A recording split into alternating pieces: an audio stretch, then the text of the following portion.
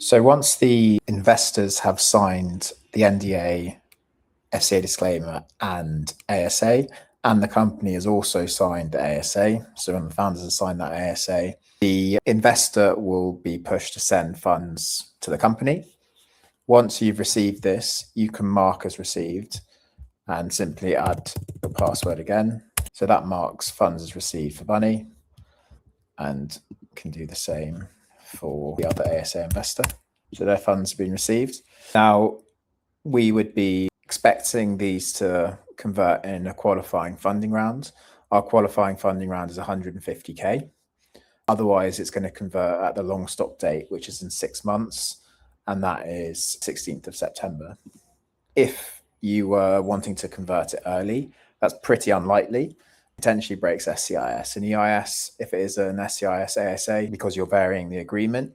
So if that is the case, you would raise a support ticket to get support from Founder Catalyst. Typically, this is going to convert in a qualifying round at that subscription price, or potentially with a discount if you put that in, or a pre-money valuation cap if the business is raising at a very high valuation and you've hit that valuation cap, or it's going to convert at the long stop date and the long stop valuation you put into the ASA. So assuming this is going to be in a funding round, say in a couple of months' time, you might be ready to start your funding round. So you click start initial round, you pay for that funding round. Now you could go through these detailed walkthroughs where we cover every field, or book in a call with Founder Catalyst team. But for the purpose of this video, I'm just going to flick through and just leave all the default and get to step 2, which is where you invite investors. Now, the first thing you'll see is you get this message saying you have pending ASAs. So the platform knows you've got ASAs, you've got ASA investors that have transferred the funds, and therefore you may need to add these ASA investors into your funding round. So at the moment, there's no one in the funding round, so it's currently at £0. The qualifying funding round is 150K. So obviously we're not ready to add the ASA investors yet.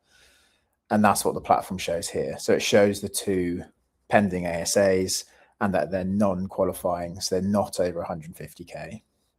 However, if I add an investor, and we'll make sure that this investor is, well, we'll say that put in 220K, make sure that they're over that 150K threshold. If I add that investor, you can see that they're there now. So the platform rounds down. So down to the nearest whole share. So instead of exactly 220,000, it's £219,992.50. If I now go to ASAs, I don't have to have actually invited this investor to see this, but you can now see that they're qualifying. So I can go and add Bunny, and I'll add Max as well. They're all qualifying now. We've hit the 150K, so they should be converting in the funding rounds.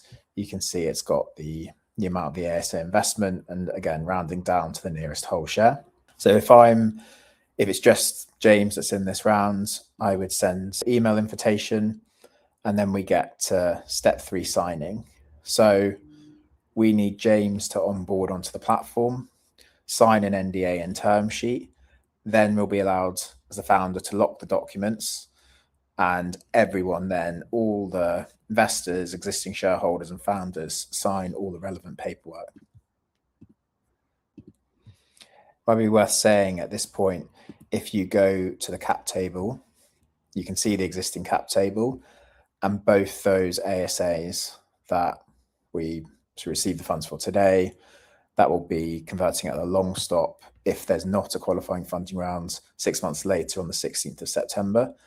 And it's saying that they're in the process of converting. So these may be converting in a funding round. They're not in the cap table yet because they're not yet shareholders. If we go to ASAs, you can see that they've been added to the platform. So it's saying that they are ticked as converted. Obviously, if we remove them, it will remove this tick, but that shows you that they have been added to a live funding round.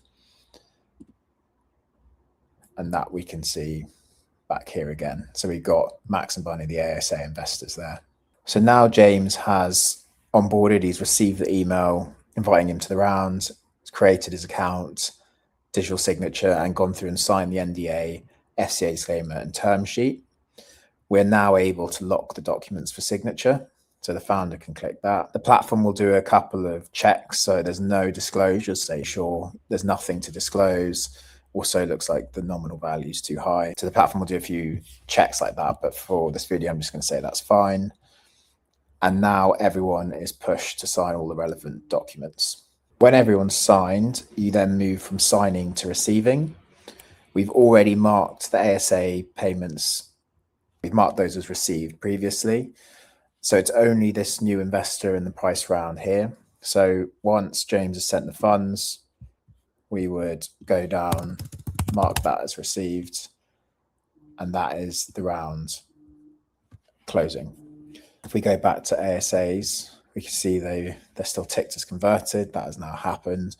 They've converted in that funding round today.